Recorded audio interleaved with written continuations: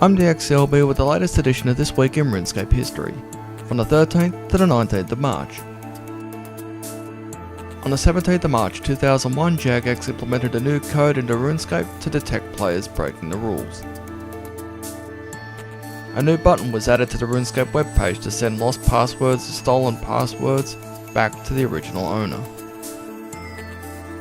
You no longer have to go through a complete dialogue to go to the shops. And when you reach level 32 cooking, you'll have access to a new building in Barrack, the Cooking Guild. The 18th of March 2002 saw the Wilderness Dungeon underneath Edgeville open up for members. Members can now use their crafting skill to create the following: vials, beer glasses, and orbs. Members can now attach charged orbs to battle staves to create a new type of battle staff. A new magic spell went live, the Teleport to Camelot spell. 4 new high-level attacks went live in RuneScape, and a new animal went live in RuneScape, the Black Unicorn. On the 17th of March 2003, the 43rd quest arrived in RuneScape, the Observatory quest. Between the 15th and 17th of March 2004 saw more bug fixes arrive in the RuneScape 2 beta, such as the Monks of Zamorak will once again try and stop you from getting the Wine of Zamorak from the captured temple. It is no longer possible to do the Shield of Arav and Waterfall quests again after you have already completed them. The RuneScape 2 beta now has a new music player located at the bottom right of the screen.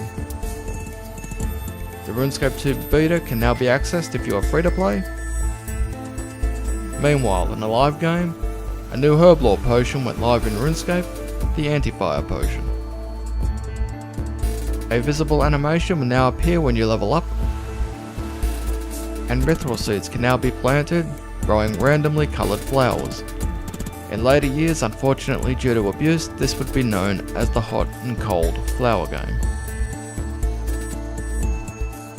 On the 14th of March 2005, players with high level magic can now use a Tele Other spell on RuneScape players to send them either to Lumbridge, Falador, or Camelot.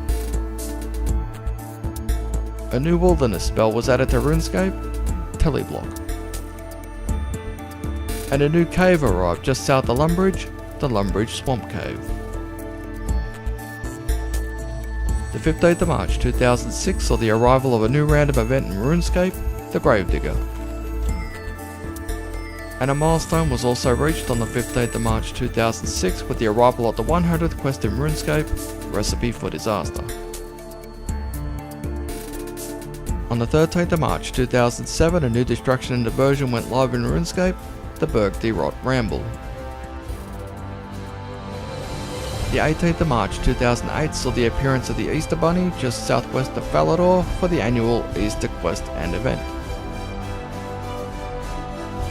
On the 17th of March 2009 saw Part 5 in the Dorgish Conquest storyline and the 150th quest to arrive in RuneScape, the Chosen Commander.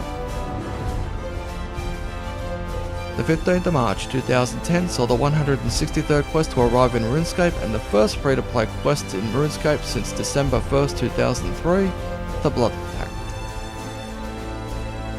Upon completion of this quest you'll have access to the Lumbridge Catacombs. On the 15th of March 2011, the Ring of Wealth now has 2 teleport locations on it, the Grand Exchange, and providing you've completed the Throne of Miscellanea quest, the ability to teleport to Miscellanea. You will no longer be penalised if you completed a dungeoneering floor you've already completed. And you can relive your tales of completing quests from the Pirate Quest storylines by speaking to the shanties in either the Mosley Harmless pub or the Port Saran pub. The 13th of March 2012 saw the arrival of Tier 4 auras in Zahn's Loyalty Shop. 2 new Loyalty Shop emotes went live, ROFL and ROFL Copters. And the arrival of a new transport system in RuneScape, the Lodestone Network. On the 18th of March 2013, to combat scamming in RuneScape, the following changes were made. When planting mithril seeds, the flowers will now only come up white. The seal of approval emote will only come up with a number 1. The ring of egg will now only turn your character blue.